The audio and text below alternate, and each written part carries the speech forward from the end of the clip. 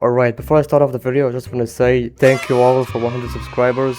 I finally hit that milestone. It actually took me a while to finally get there. You know, it took me a couple of uploads to get there, but I mean, hey, at least we finally made it, man. And I'm actually kind of curious as to how long it's gonna take to get the next 100 subscribers. You know, the first 106 subscribers. The first 6 subscribers actually came in like 2 days after I hit my 100 subscribers milestone, which is like crazy. It's like 6 subscribers in just like 2 days or something like that, which is kind of insane for me. You know, unlike the beginning where 6 subscribers in just a few days would have been impossible, and I've just gained that just like that. So yeah, thank you for 100 subscribers and enjoy the video. Plot armor. Like, I'm just gonna say it now. It's freaking plot armor. Like, I just really hate it, dude. It's like whenever I'm watching a movie and they try to sell this whole, oh no, the protagonist is in trouble, he's being kidnapped and is being held in some dirty ass basement and he's about to be cut in half by a chainsaw. I just have the biggest fucking frown on my face behind that screen, because I know for a fact that ain't shit happening. I know for a fact ain't nothing about to happen to the protagonist. This is just all set up to make it look like, oh no, he's about to die, to make it a bit more spicy and interesting and all that. But nothing's about to happen. Now I know that, you know, plot armor is needed for movies and that without them the show would just be boring. Like, hey, you just want the protagonist to die within the first few episodes. No, I don't want that. But it's just that, you know, plot armor, it just makes movies a bit more predictable and boring. Like, hey, I know for a fact the protagonist ain't about to die because he's been shot at like 50 times. If he didn't die then, why the freak would he die now? Now, before I continue to the video, I just want to say that there is spoilers ahead. Big spoilers ahead. So if you don't want to get spoiled, I recommend clicking off the video. I'm gonna be talking about 2 shows in this video. So yeah, watch out. Alright, so the first show that I want to talk about is The Boys.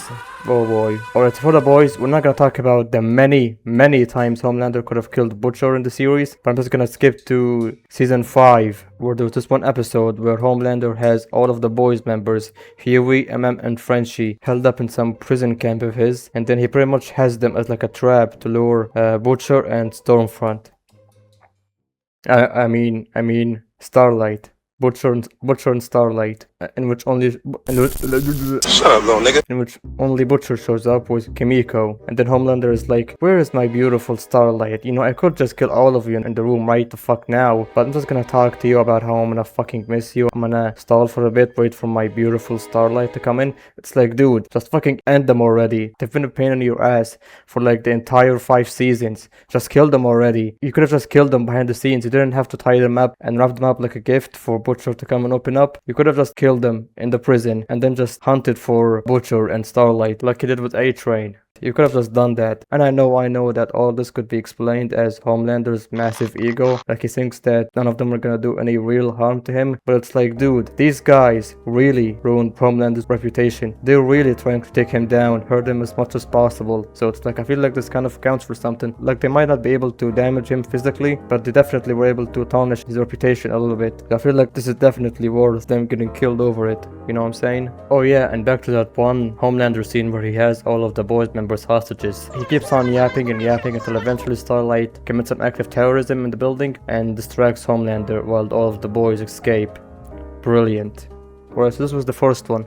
The second one is that you also have in the season 5 finale where Butcher and Homelander have a fight to the death alongside Kimiko. Now this is where plot armor really stands out, because when Homelander tries to laser Kimiko in half, he can't do that. Like, he literally was able to kill her before, and right now he just can't do anything.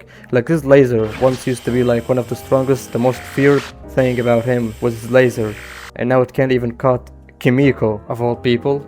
It doesn't make any sense. Like, Ryan, for instance, was able to laser Stormfront in half. He was able to fucking mutilate her, and I'm pretty sure Ryan is like weaker than Homelander. So technically Homelander should have a much stronger laser than his son. So if Homelander has the ability to laser Stormfront in half, why can't you just do that with Butcher or Kimiko? I've heard people say that, oh, because she, you know, got the radiation and that made her stronger, in which I really don't see how that makes any sense. I don't see how being able to launch an explosion should make you strong enough to tank a laser, but whatever. And speaking of Kimiko being able to tank weird stuff, There was this one part of the show that I really don't get to this day, and it's when Soldier Boy blasts her with his blast. So Soldier Boy's blast has the same strength as a terrorist attack. He can pretty much commit the 9/11 once again if he wanted to with his blast. So it's like it obliterates whatever it touches, right? And then you have Kimiko, for instance, in which she has the same durability as a normal human, except she can regenerate, but she still can't tank bullets. If she gets shot in the head, she dies, but her brain regenerates and she can get back up again. So help me out here. How is she someone with the same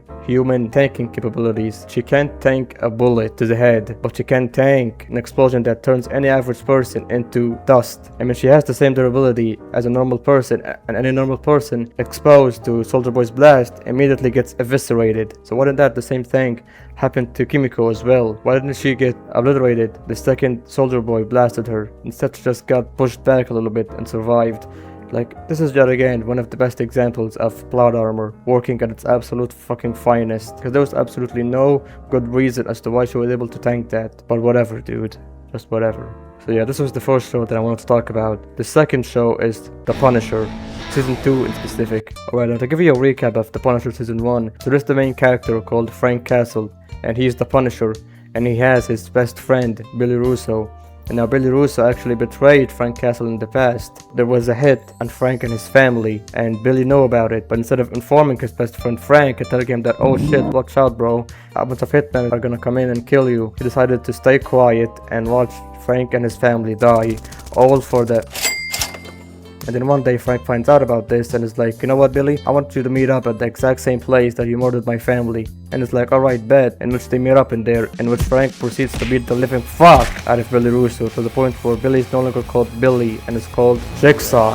Fucking Jigsaw, because of how fucked up his face got. And he also became mentally retarded. And that's how the first season ends. And then for the second season, we have Billy Russo in bed. After the last fight, he became mentally retarded. And then one day he decided that he wants to escape, and then he somehow proceeds to beat the guards. He somehow remembers his fighting skills, even though he supposedly had dementia before. Like, he didn't remember anything other than Frank Castle's skull. He didn't remember anything, so he shouldn't have been able to fight his way out of the hospital, yet he does it anyways and escapes.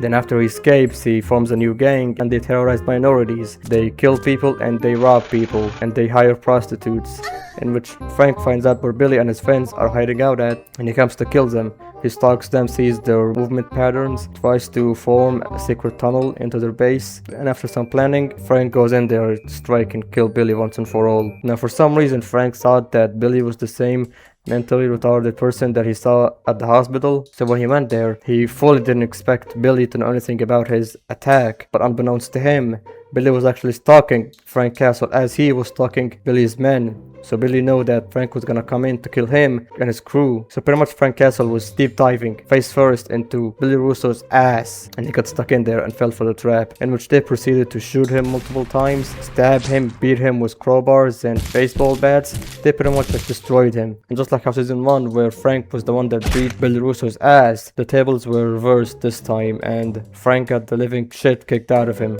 But here's what gets interesting though. You have Frank, who has been stabbed, slashed, shot at, and been hit by crowbars multiple times. He's dying on the floor, and there's like 10 people beating the living fuck out of him.